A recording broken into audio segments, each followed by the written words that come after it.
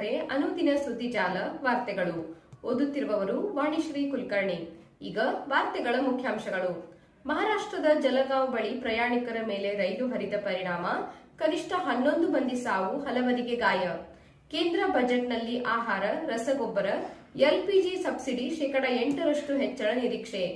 ಯಲ್ಲಾಪುರದ ಬಳಿ ಲಾರಿ ಪಲ್ಟಿಯಾಗಿ 10 ಮಂದಿ ಸಾವು, ಕೇಂದ್ರ ಹಾಗೂ ರಾಜ್ಯ ಸರ್ಕಾರದಿಂದ ಪರಿಹಾರ ಘೋಷಣೆ. ಸಮಗ್ರ ದತ್ತಾಂಶ ಸಂಗ್ರಹಿಸಿ ಪ್ರಿಯಾಂಕ್ ಖರ್ಗೆ ಸಲಹೆ. ವಾರ್ತೆಗಳ ವಿವರ. ಮಹಾರಾಷ್ಟ್ರದ ಜಲಗಾಂವ್ ಬಳಿ ಪ್ರಯಾಣಿಕರ ಮೇಲೆ ರೈಲು ಹರಿದ ಪರಿಣಾಮ ಕನಿಷ್ಠ 11 ಮಂದಿ ಸಾವು, ಹಲವರಿಗೆ ಗಾಯ. ಜಲಗಾಂವ್ನ ಪಚೋರಾ ರೈಲ್ವೆ ನಿಲ್ದಾಣದ ಬಳಿ ಈ ಘಟನೆ ಸಂಭವಿಸಿದ್ದು, ಶಂಕಿತ ಬೆಂಕಿಯಿಂದಾಗಿ ಚಲಿಸುವ ಪುಷ್ಪಕ್ ಎಕ್ಸ್ಪ್ರೆಸ್ನಿಂದ ಇಳಿಯಲು ಪ್ರಯತ್ನಿಸಿದ ಕನಿಷ್ಠ 11 ಪ್ರಯಾಣಿಕರು ಸಾವನ್ನಪ್ಪಿದ್ದಾರೆ. ಬುಧವಾರ ಸಂಜೆ ಉತ್ತರ ಮಹಾರಾಷ್ಟ್ರದ ಜಲಗಾಂವ್ ಜಿಲ್ಲೆಯಲ್ಲಿ ತಮ್ಮ ರೈಲಿನಿಂದ ಹಳಿಗಳ ಮೇಲೆ ಇಳಿದ ನಂತರ ಮತ್ತು ವಿರುದ್ಧ ದಿಕ್ಕಿನಿಂದ ಬರುತ್ತಿದ್ದ ಮತ್ತೊಂದು ರೈಲಿಗೆ ಸಿಲುಕಿದ ನಂತರ ಕನಿಷ್ಠ 11 ಜನರು ಸಾವನ್ನಪ್ಪಿದರು ಮತ್ತು ಅನೇಕರು ಗಾಯಗೊಂಡಿದ್ದಾರೆ. ಮಹಾರಾಷ್ಟ್ರದ ಜಲಗಾಂವ್ ಜಿಲ್ಲೆಯ ಪಚೋರಾ ಪಟ್ಟಣದ ಬಳಿ ಒಂದು ಘಟನೆ ಸಂಭವಿಸಿದೆ. ಅಲ್ಲಿ ಚಲಿಸುವ ರೈಲಿನಿಂದ ಹಾರಿ 11 ಜನರು ಸಾವನ್ನಪ್ಪಿದ್ದಾರೆ ಮತ್ತು 4 ರಿಂದ 5 ಮಂದಿ ಗಾಯಗೊಂಡಿದ್ದಾರೆ ಎಂದು ಜಲಗಾಂವ್ನ ಪೊಲೀಸ್ ಅಧೀಕ್ಷಕ ಮಹೇಶ್ವರ್ ರೆಡ್ಡಿ ತಿಳಿಸಿದ್ದಾರೆ. ಸಂಜೆ ನಂತರ ರಕ್ಷಣಾ ಕಾರ್ಯಾಚರಣೆ ಪೂರ್ಣಗೊಂಡಿದೆ ಎಂದು ರೆಡ್ಡಿ ಖಚಿತಪಡಿಸಿದ್ದಾರೆ.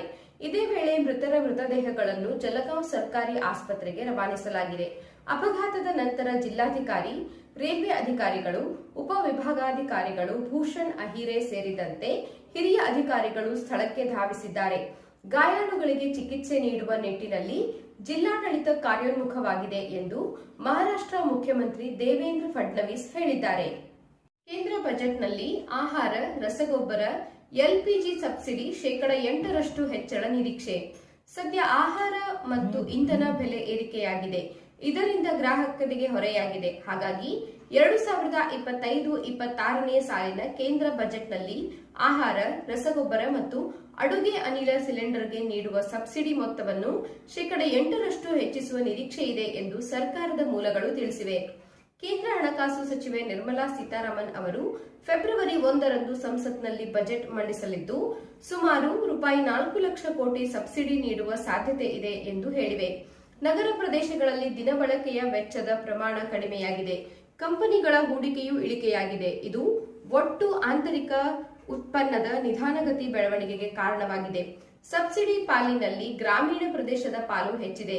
ಗ್ರಾಮೀಣ ದಿನಬಳಕೆಯ ವೆಚ್ಚದ ಏರಿಕೆಗೆ ಸಬ್ಸಿಡಿ ಸಹಕಾರಿಯಾಗಲಿದೆ ಎಂದು ಹೇಳಿವೆ. ಕಳೆದ ಆರ್ಥಿಕ ವರ್ಷದಲ್ಲಿ ಸರ್ಕಾರವು ಆಹಾರಕ್ಕೆ ₹2 ಲಕ್ಷ ಕೋಟಿ ಸಬ್ಸಿಡಿ ನೀಡಿತು. ಇದನ್ನು ₹2.14 ಲಕ್ಷ ಕೋಟಿಗೆ ಹೆಚ್ಚಿಸುವ ಸಾಧ್ಯತೆ ಇದೆ. ಅಡುಗೆ ಅನಿಲಕ್ಕೆ ₹25,000 ಹಾಗೂ ರಸಗೊಬ್ಬರಕ್ಕೆ ₹1.90 ಲಕ್ಷ ಕೋಟಿ ಸಬ್ಸಿಡಿ ನೀಡುವ ಸಾಧ್ಯತೆ ಇದೆ ಎಂದು ತಿಳಿಸಿದೆ. ಯಲ್ಲಾಪುರದ ಬಳಿ ಲಾರಿ ಪಲ್ಟಿಯಾಗಿ 10 ಮಂದಿ ಸಾವು, ಕೇಂದ್ರ ಹಾಗೂ ರಾಜ್ಯ ಸರ್ಕಾರದಿಂದ ಪರಿಹಾರ ಘೋಷಣೆ. ರಾಷ್ಟ್ರೀಯ ಹೆದ್ದಾರಿ 63ರ ಗುಳ್ಳಾಪುರದ ಘಾಟಿ ಪ್ರದೇಶದಲ್ಲಿ ತರಕಾರಿ ಸಾಗಿಸುತ್ತಿದ್ದ ಲಾರಿ ಪಲ್ಟಿಯಾಗಿ 10 ಮಂದಿ ದಾರುಣವಾಗಿ ಮೃತಪಟ್ಟ ಘಟನೆಗೆ ಸಂಬಂಧಿಸಿ ಪ್ರಧಾನಿ ನರೇಂದ್ರ ಮೋದಿ ಹಾಗೂ ಮುಖ್ಯಮಂತ್ರಿ ಸಿದ್ದರಾಮಯ್ಯ ಸಂತಾಪ ಸೂಚಿಸಿದ್ದಾರೆ. ಉತ್ತರ ಕನ್ನಡ ಜಿಲ್ಲೆಯ ಯಲ್ಲಾಪುರದ ಬಳಿ ಬೆಳಿಗ್ಗೆ ತರಕಾರಿ ಸಾಗಿಸುತ್ತಿದ್ದ ಲಾರಿ ಪಲ್ಟಿಯಾಗಿ ಸ್ಥಳದಲ್ಲೇ 10 ಮಂದಿ ಮೃತಪಟ್ಟು 15ಕ್ಕೂ ಹೆಚ್ಚು ಮಂದಿಗೆ ಗಾಯಗಳಾಗಿತ್ತು. ಪ್ರಧಾನಮಂತ್ರಿ ರಾಷ್ಟ್ರೀಯ ಪರಿಹಾರ ನಿಧಿಯಿಂದ ಮೃತಪಟ್ಟವರ ಕುಟುಂಬಸ್ಥರಿಗೆ ತಲಾ ₹2 ಲಕ್ಷ ಪರಿಹಾರ ಹಾಗೂ ಗಾಯಗೊಂಡವರಿಗೆ ₹50,000 ಘೋಷಿಸಿದ್ದಾರೆ. ಕರ್ನಾಟಕ ಸರ್ಕಾರದ ವತಿಯಿಂದ ಸಿಎಂ ಸಿದ್ದರಾಮಯ್ಯ ಈಗಾಗಲೇ ₹3 ಲಕ್ಷ ಪರಿಹಾರ ಮೊತ್ತ ಘೋಷಿಸುವ ಜೊತೆಗೆ ಗಾಯಗೊಂಡವರಿಗೆ ಉಚಿತ ಚಿಕಿತ್ಸೆ ನೀಡಲಾಗುವುದು ಎಂದು ಹೇಳಿದ್ದಾರೆ. ಕರ್ನಾಟಕದ ಉತ್ತರ ಕನ್ನಡ ಜಿಲ್ಲೆಯಲ್ಲಿ ಸಂಭವಿಸಿದ ಅಪಘಾತದಲ್ಲಿ ಜೀವಹಾನಿಯಿಂದ ತೀವ್ರ ದುಃಖಿತನಾಗಿದ್ದೇನೆ.